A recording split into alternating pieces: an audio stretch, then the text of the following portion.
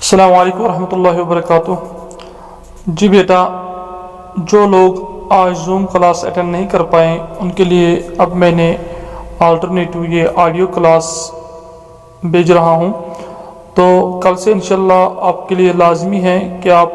Zoom کے ذریعے ہی اس class کو اٹینڈ کریں، لیکن آج کچھ ٹیکنیکل فالٹس کی وجہ سے کچھ لوگ نہیں جڑ پائے، تو ان کے لیے یہ آڈیو بن رہا ہے، جس کو آپ ایک روٹین نہ بنائیں بلکہ آپ روٹینلی زوم کلاس پہ ہی اپنی کلاس اٹینڈ کریں۔ لیکن آج کا جو لیسن، آج کی جو چند سطور ہم نے پڑھی، تو ان کو میں آپ کے لیے آسان الفاظ میں پیش کروں گا اس آڈیو کے ذریعے، تو کل سے آپ کام کریں گے کہ آپ زوم ایپ کے ذریعے ہی جڑیں گے۔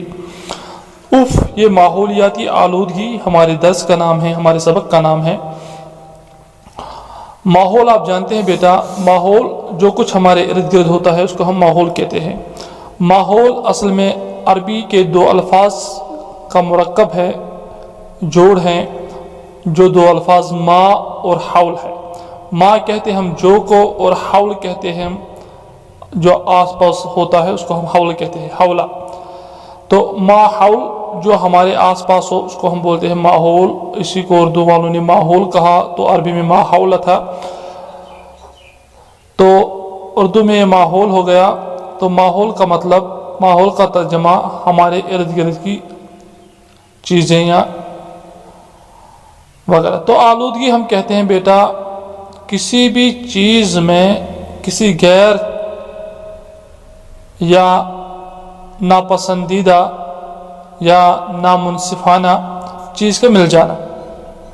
مثلا اگر پانی ہے، پانی میں ہم کچرا ملا دیں، پانی میں ہم کچرا ڈال دیں، پانی میں ہم کچھ ایسی سبسٹنسز کو ڈال دیں، کچھ ایسی معدنیات کو ڈال دیں جو پانی کا جز نہیں تھیں، تو اس کو ہم بولتے ہیں آلودگی۔ اسی طرح اللہ نے ہوا پیدا کی ہے، تو ہوا میں ہم دھوئیں کی صورت میں اور زہریلی گیسوں کی صورت میں کچھ چیزوں کا اضافہ کرتے ہیں، تو اس کو کہتے ہیں ہوا کی آلودگی۔ اسی طرح بیٹا ہم پانی میں جب ہمارے جو گھروں سے جو کچرا نکلتا ہے، پولیتھین نکلتے ہیں اور سبزیوں کا جو کچرا نکلتا ہے، جو بھی چیزیں نکلتی ہیں گھر سے کچرے کی صورت میں، اس کو ہم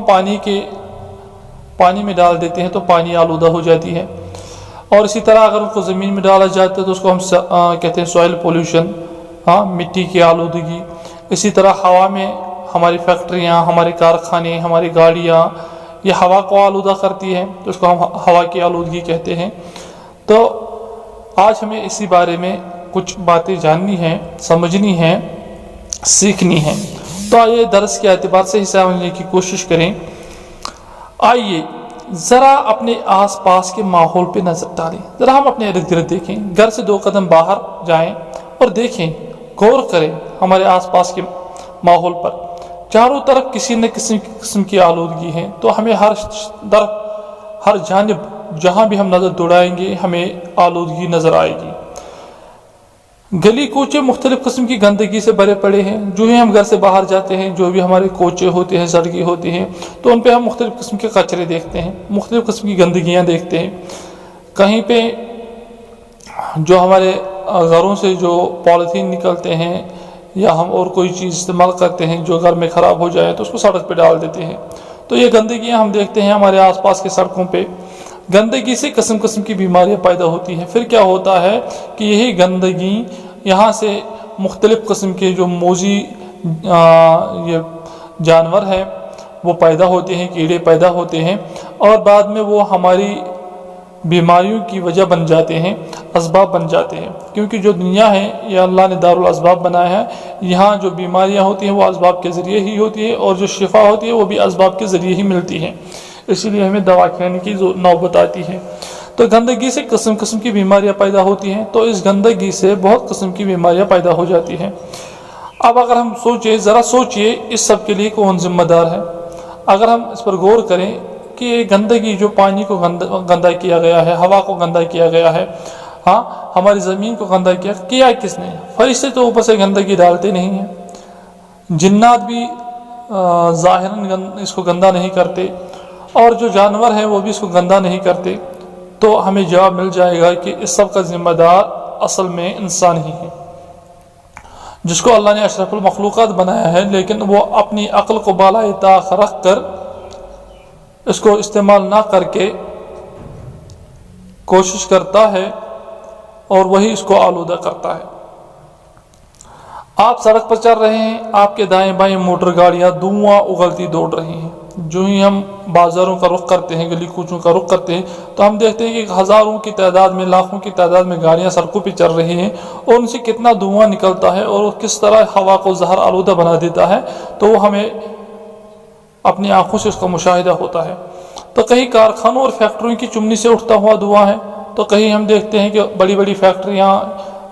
ان کی وہ جو چمنیاں ہوتی ہیں اور جو کارخانے ہیں بڑے بڑے، اگر ہم یہاں اپنے لاسی پورہ میں بھی دیکھیں تو کتنا دھواں آسمان برد ہو جاتا ہے، آسمان کی طرف اٹھتا ہے۔ تو کہیں مشینوں کی زوردار آواز کانوں کو جھنجھوڑ رہی ہے، تو کہیں پہ ہم دیکھتے ہیں کرشرز، جو کرشر ہوتے ہیں ان کی آواز، اسی طرح مکسرز ہوتے ہیں بڑے بڑے، ان کی آواز وہ کس طرح جو نوائز پولوشن کا ذمہ دار بنتی ہے، آواز کی آلودگی بنا دیتی ہیں۔ تو کہیں دریا سے گزرتے ہوئے صاف اور شفاف پانی کی جگہ میلا اور بدبودار پانی ہے، کہیں ہم دیکھتے ہیں کہ جو کل تک صاف و شفاف پانی تھا، شیریں پانی تھا، میٹھا پانی تھا، کھانے کے لیے بھی عمدہ، پینے کے لیے بھی عمدہ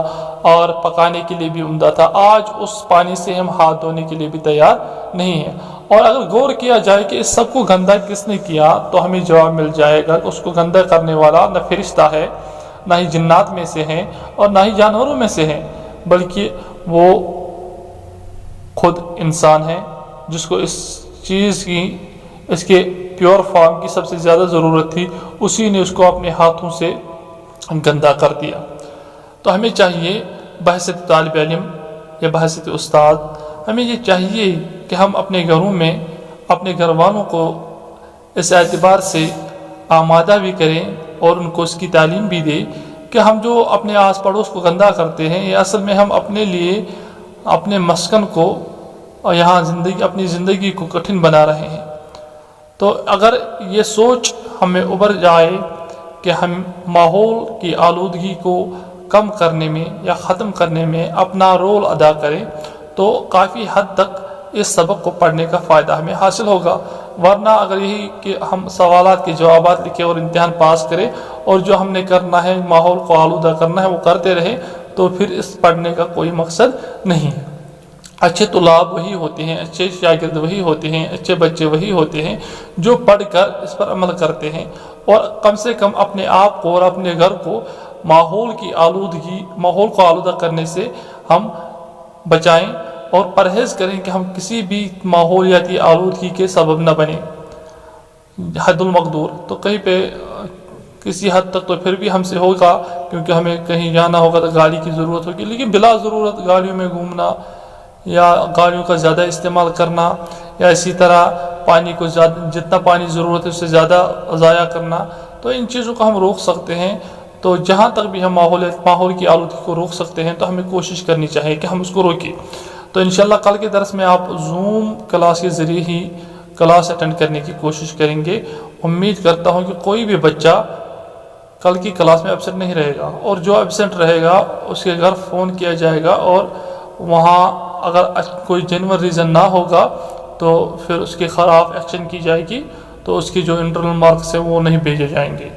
تو السلام علیکم ورحمۃ اللہ وبرکاتہ۔